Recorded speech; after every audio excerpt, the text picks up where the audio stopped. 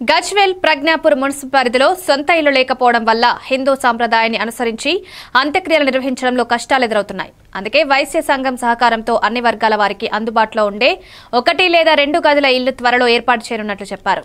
స్థలం సేకరణ పనులు జరుగుతుండగా భవనం నిర్మాణానికి సన్నాహాలు చేస్తున్నారు.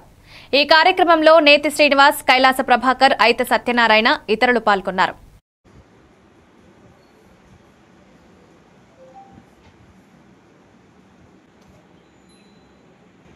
కావచ్చు ఉంటే ఇలాంటి కార్యక్రమాలన్నీ కూడా మనం జరుపుకోవడానికి వీలుగా ఉంటుంది. కానీ కొంతమంది కొన్ని కుటుంబాలకు సొంత ఇల్లు లేకపోవడంతో లేదా సొంత గృహం లేకపోవడంతో ఇలాంటి కార్యక్రమాలు జరుపుకోవడం చాలా కష్టంగా ఉన్న ఈ తరుణంలో మా ఇంత సత్యమన్న గారు గత కొన్ని రోజుల నుంచి కూడా మన గజ్వేల్లో అంత్యేష్టి అంటే చివరి త్యాగం, సంస్కృత పరంగా అంత్యేష్టి అంటే చివరి త్యాగం అనే అర్థం వస్తుంది.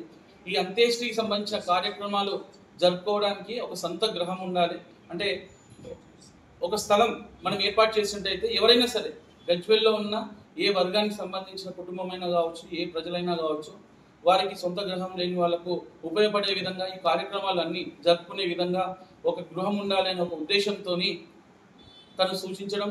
ఈరోజు మా ఐబీఎఫ్ సిద్దిపేట జిల్లా అధ్యక్షుడైనటువంటి నేతి శ్రీరన్న గారు, అలాగే మా గజ్వేల్ ప్రజ్ఞాపూర్ మున్సిపాలిటీ అధ్యక్షులు మా కైలాస ప్రభాకర్ అన్న గారు, అలాగే మా ఐబీఎఫ్ జిల్లా బాధ్యులు మా తల్లి నాగేంద్ర మామయ్య గారు, అలాగే యూత్ విభాగానికి సంబంధించి ట్రెజరర్ బ్రాహ్మణపల్లి భిక్షపతి గారు, జనరల్ సెక్రటరీ కొమరవెల్లి ప్రవీణ్ గారు, అలాగే ఐబీఎఫ్ సంబంధించిన ప్రతి ఒక్కరు కూడా మేమందరం కూడా ఇది ఒక మంచి కార్యక్రమం, ఇది గజ్వేల్ ప్రజానికానికి ఉపయోగపడే విధంగా మనం అందరం కూడా ముందుండి